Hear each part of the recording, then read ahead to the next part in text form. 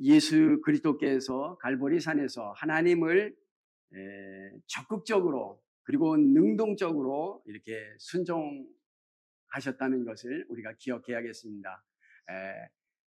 수동적으로만 피동적으로 예수께서 우리를 위해서 십자가를 지신 것이 아니라 적극적으로 우리를 구원해내서 하나님의 백성으로 하나님의 자녀로 삼기를 기뻐하셔서 그 뜻을 적극적으로 하나님 아버지의 뜻을 이루시고자 이 땅에 찾아오신 것이 아닙니까?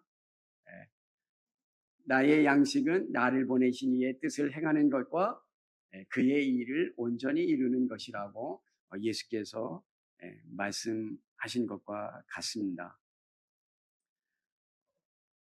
예수 그리스도께서 하나님의 뜻을 그렇게 적극적으로 온전히 순종하신 것처럼 우리들도 하나님의 뜻을 그리스도와 같이 그리스도의 마음을 품고 예수 그리스도의 일꾼임을 명심하며 그렇게 나아가도록 힘써야 하겠습니다. 늘 하나님의 말씀을 가까이 하시고 무엇으로 거룩해진다 그랬죠? 우리가 하나님의 말씀과 기도로 거룩해진다 그러셨죠? 하나님의 말씀과 기도를 우리가 항상 두 날개와 같이 그리고 성령의 도우심을 힘입어서 이렇게 그리스도의 일꾼으로서 하나님의 비밀을 맡은 자로서 우리의 사명을 잘 감당할 수 있도록 최선을 다해서 이렇게 하나님께 충성된 자로 착하고 충성된 자로 세워질 수 있도록 그렇게 해야겠습니다. 우리의 신실한 마음으로 충성된 마음으로 하나님을 기쁘시게 하고 그리고 늘 우리 개혁주의는 하나님의 말씀 위에 모든 것들을 이렇게 준거로 삼고 말씀 중심의 모든 것을 교리와 실천이 성경을 통하여 검증이 되는 그러한 자리에 있도록 해야 하겠습니다. 4장은 이 고린도 교회 안에 분쟁이나 리더십에 대한 오해를 바로 잡으려고 기록한 그러한 말씀입니다. 아까도 말씀드린 것처럼 겸손과 그리고 또 인내의 마음을 가지고 나가라는 그러한 말씀을 우리에게 주고 있습니다. 우리가 그리스도께 속한 종이고 복음 진리를 충실하게 전달할 의무가 있는 바로 청지기들임을 스튜어드 하나님의 청지기들임을 우리가 기억하면서 나가야겠습니다. 우리의 모든 사역과 삶에서 여러분들 사역과 삶이 분리되지 않도록 조심해야 합니다. 우리의 삶도 하나님께 드려지는 예배의 일부라는 것을 기억하면서 나가야겠습니다.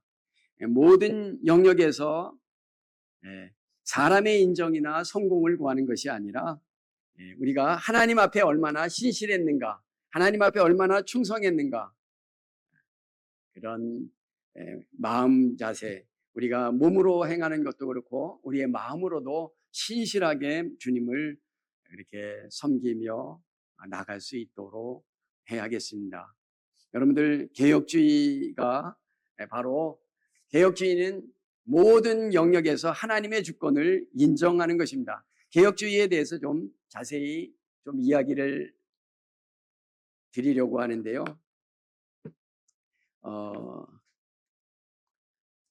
개혁주의는 여러분들 좀 적으시기를 바랍니다. 바로 하나님의 주권이 제일 강조되는 것입니다. 16세기의 종교개혁에서부터 그 흐름에서 형성된 신앙의 전통이 아닙니까? 그래서 파이브 솔라를 중심축으로 삼고 있습니다. 오직 성경, 오직 그리스도, 오직 믿음, 오직 은혜, 그리고 오직 하나님께 영광. 이 5개의 파이브 솔라를 중심축으로 삼고 있고, 그리고 또 두 번째는 신앙과 삶의 전 영역이 바로 하나님의 주권 아래에 있다는 관점입니다. 교회만 하나님의 주권 하에 있는 것이 아니라 가정도 하나님의 주권 하에, 직업도, 그리고 문화도, 그리고 정치까지도 이 하나님께 영광 돌리는 삶을 살아야 된다는 것을 지향하며 나가야 하는 것입니다. 우리가 삶의 전 영역이 하나님의 주권 아래에 있다는 것을 인정하십니까? 우리 모든 삶의 전 영역이 한 군데도 빠지지 아니하고 하나님께서 천지만물을 아무것도 없는 것 가운데서 모든 것을 창조하신 그 하나님께서 뭐라고 말씀하셨는가 하면, 너희는 눈을 높이 들어 이 모든 것을 누가 창조하였나 보라. 주께서는 수요대로 만상을 이끌어내시고 그랬습니다. 그리고 그들의 이름을 각각 부르시나니, 그렇게 말씀하고 있거든요. 이사야서에 별들의 그 수천 조개 되는 그 수많은 그 별들의 이름을 어떻게 한다고요? 각각 불러내신다고 말하고 있습니다. 우리 하나님이 얼마나 우리와 다르신 위대하시고 그 스케일이 크신 분인지, 우주보다도 더 크신 분입니다. 우주를 만드신 분, 별들의 이름도 아시는 분인데요. 이름을 지어주시고 이름대로 부르시는 하나님이, 우리들도 하나님이 그렇게 우리를 불러내시고 우리를 기뻐하시고 우리를 사랑하신다고 그렇게 성경이 말하고 있지 않습니까? 이사야서에 보면 여인이 어찌 그 젖 먹는 자식을 잊겠으며 자기 태에서 난 아들을 긍휼히 여기지 않겠느냐. 그들은 혹시 잊을지라도 나는 너를 잊지 않을 것이라.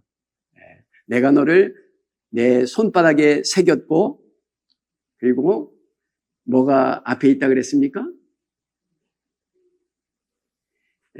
바로 너의 성벽이 항상 내 앞에 있다 그랬습니다. 성벽 안에 뭐가 있겠습니까? 여러분들의 가정, 여러분들의 직장, 여러분들의 가족들, 우리의 모든 삶의 그것을 하나님께서 돌보신다고 그렇게 말씀하고 있어요. 그 말씀이 혹시 어디 있는지 기억하십니까? 그렇죠.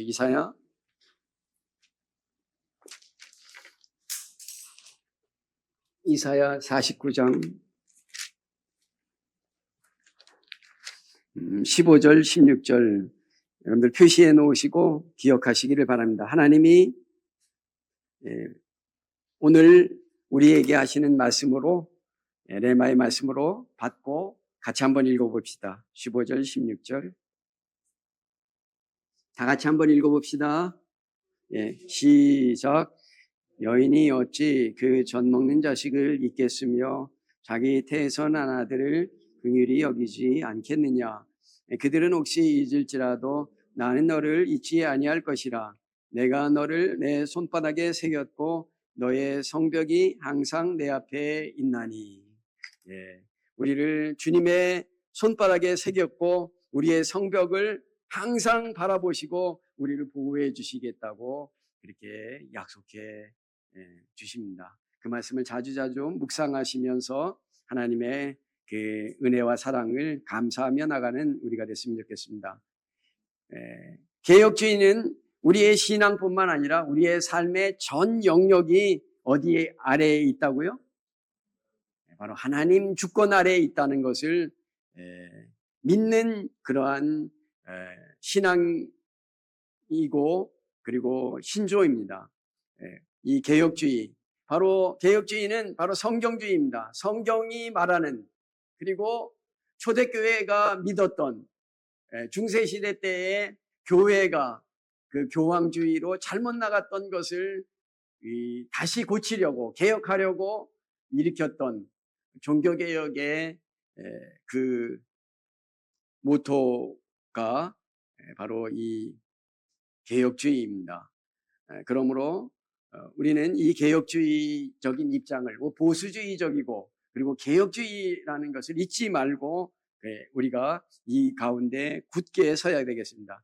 개혁주의는 바로 성경 솔라 스크립tura, 이 성경 중심주의입니다. 오직 성경만이 우리의 캐논이고 성경으로 판단하고 성경으로 그것이 옳고 틀렸는가를 그것을 이렇게 검증할 수 있는 성경으로 모든 것을 의지하는 것입니다. 그래서 이 신학적인 기초를 보면 성경과는 개혁주의는 바로 이 성경무호입니다. 성경에는 오류가 전혀 없다고 믿으십니까?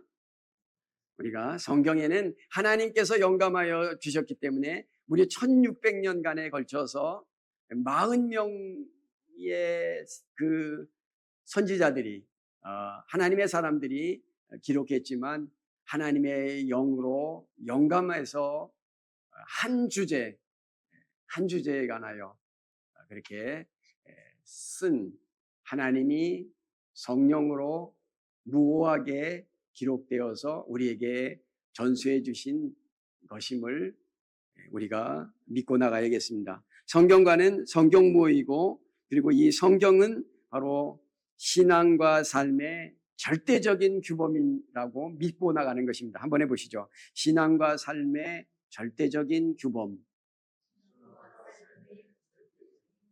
우리에게는 가장 큰 이 규범이 바로 하나님이 우리에게 주신 성경입니다. 그래서 모든 교리와 실천은 바로 이 성경을 통해서 검증되어져야만 합니다. 성경이 우리의 모든 판단의 준거가 되고 모든 판단 위에 그거 성경이 있어야 하는 것입니다. 그리고 이 개혁주의의 신학적인 기초는 성경 중심이고 또한 두 번째로는 바로 하나님 중심입니다. 한번 해보시죠. 하나님 중심. 바로 하나님의 거룩하심과 주권이 바로 신앙의 출발점이라는 것입니다. 하나님의 거룩하심. 그가 우리는 불의하고 우리는 100% 죄인이지만 그는 100% 완전하신 하나님이시고 거룩하신 분이시고 죄가 없으신 그러한 분이심을 하나님의 거룩과 주권이 모든 주권이 누구에게 있다고요?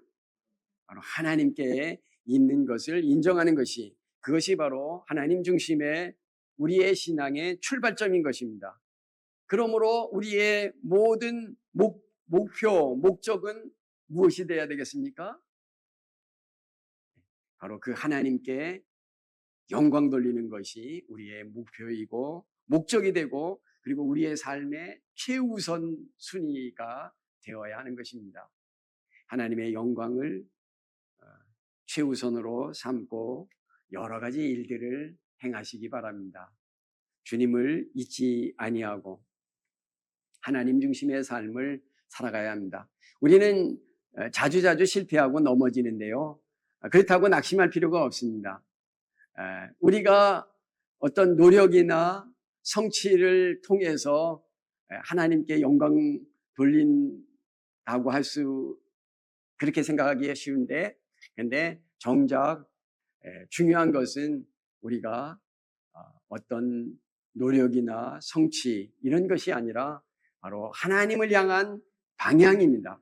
우리의 발걸음이, 우리의 영이, 우리의 생각이 하나님을 향하여 나가면 그것이 하나님을 기쁘시게 하고 하나님께 영광 돌리는 일인 줄 믿으십니까? 하나님을 향하여 우리의 마음을 가만히 서서 하나님을 바라보고 조용히 있으라고 그렇게 말씀하셨죠? 주님을 바라보고 우리의 방향이 하나님을 향하여 나간다면 좀 넘어지고 실패하고 잘 안 됐을지라도 하나님을 향한 방향이면 하나님이 함께 하시면 그리고 하나님께 영광 돌리는 그 일이라면 그것은 결코 실패가 아닌 것입니다. 하나님 중심의 그러한 성경관을 우리가 항상 성경무어와 하나님 중심의 이 삶을 우리가 살아야겠습니다. 그리고 또한 이 개혁주의 신학은 언약 신학이라고 합니다. 카버넌트, 언약 신학인데요. 우리도 계약 총회 아닙니까? 개신총회가 계약, 컨트랙트, 카버넌트. 바로 하나님이 우리와 인생과 우리 피조물들과 하나님이 컨트랙트, 계약을 맺으셨다고 말씀하셔요. 근데 우리는 사실 계약의 주체가 될 수 없는 자가 아닙니까? 하나님께서 아브라함 언약을 주셨죠. 언약에는 여러 가지가 있는데요. 아담 언약, 아브라함 언약, 그리고 모세 언약, 그리고 다윗 언약, 그리고 예수 그리스도의 새 언약이 대표적인 언약이라고 할 수 있습니다. 그 아브라함과 맺을 때에 하나님께서 어떻게 하셨습니까? 타는의 뿔이 짐승을 둘로 쪼개서 양쪽으로 이렇게 나누어 놓은 곳에 타는의 뿔이 왔다 갔다 했습니다. 아브라함이 왔다 갔다 하지 않고 타는의 뿔이 왔다 갔다 했죠. 그 고대 그 중동 지역에서는 그 재물을 이렇게 쪼개놓고 그것을 버려놓고는 계약의 당사자들이 두 사람이 그 사이를 왔다 갔다 합니다. 왜냐하면 이 계약을 내가 어기면 이 쪼개진 짐승과 같이 나도 그렇게 죽임을 당할 것이다. 그런 의미로 계약에 온전히 이행하겠다는 취지로 그 재물 사이를 이렇게 통과하고 옵니다. 하나님께서는 자신이 아브라함과 세우신 그 언약을 성실하게 지키시겠다고 맹세하시면서 그 타는 횃불이 우리는 영이신 하나님을 보지 못하지 않습니까? 그러니까 하나님께서 아브라함에게 그리고 우리들에게 보이는 횃불로 나타나셔서 그 재물 사이를 그렇게 왕래하셨습니다. 그 언약으로 하나님이 인간을 구원하기 위해서 역사 속에서 언약으로 일하신다는 것입니다. 언약을 세우시고 그 언약대로 반드시 이루시겠다고 하시는 것이 바로 언약 신학입니다. 하나님께서 우리에게 말씀하신 것을 맹세하시고 그대로 이루어지겠다고 약속하신 것이기 때문에 우리가 하나님을 믿는다는 것은 바로 하나님의 언약을, 하나님이 하신 약속을 믿는 것이 아닙니까? 하나님을 믿고 하나님이 하신 언약을 참으로 믿고 그리고 요한복음 5장 39절에 예수님께서 그렇게 말씀하셨죠. 너희가 성경에서 영생을 얻는 줄 알고 이 성경을 상고하거니와 이 성경이 곧 나에 대하여 증거하는 것이니라 그렇게 말씀하셨죠. 여러분들 이것은 좀 적어 놓으시기 바랍니다. 성경 전체가 그리스도 안에서의 언약의 성취로 연결되어진다. 이렇게 적어 놓으시기 바랍니다.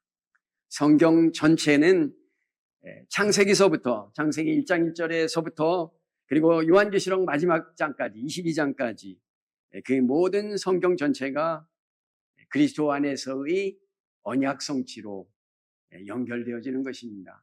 하나도 빠지는 것이 없고 버릴 것도 없고 하나님이 주권자가 되셔서 그 말씀을 그대로 다 이루실 줄을 믿는 우리는 하나님의 언약을 믿고 나가는 어디 안에서 성취된다고요?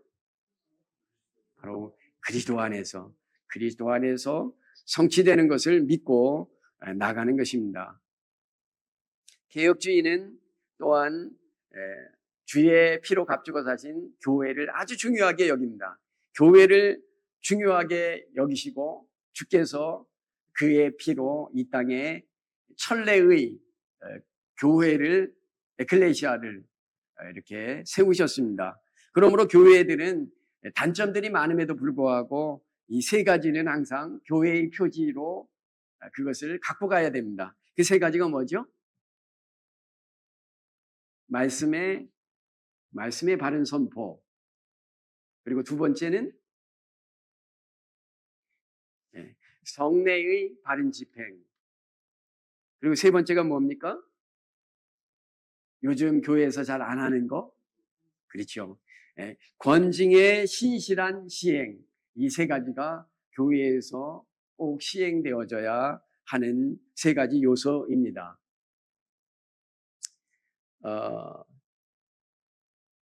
이 권징을 행할 때에 권징을 신실하게 시행해야 되는데 그것은 권징의 목적이 무엇입니까? 권징은 그 세상법과 같이 처벌이 목적이 아니라 바로 회복과 거룩을 위한 사랑의 도구입니다. 우리가 행하지 않지만 교회에서 교회의 순결을 보호하기 위해서, 보존하기 위해서 권징도 행해야 함을 가르쳐 주는데 그 권징은 처벌이 아닌 무엇을 위한 도구라고요? 회복과 거룩을 위한 사랑의 도구로 그것이 사용되어져야 바르게 사용되어지는 거라고 할 수 있습니다. 그리고 우리가 믿는 개혁주의의 구원의 교리는, 은혜의 교리는 파이브 솔라 외에도 그리고 튤립 있죠. 전적 타락, 무조건적인 선택, 그리고 제한적인 속죄, 그리고 저항할 수 없는 은혜, 그리고 성도의 견인, 이 다섯 가지가 있습니다. 개혁주의를 우리가 추구하는 목표가 바로 하나님의 말씀이 우리의 캐논이 되어서 그 말씀대로 모든 것들을 판단하고 고치고 변화시키고 개혁시키고 나가는 것이 우리의 전 영역에서 우리의 삶에서 사회, 문화, 가정 그리고 정치에 이르기까지 모든 영역에서 하나님의 주권이 이루어지기를 소망하며 그것을 바라며 나가는 것이 바로 개혁주의라고 할 수 있습니다. 개혁주의의 신실한 후예들이 되시기를 축복합니다. 우리 잠깐 쉬고 하겠습니다.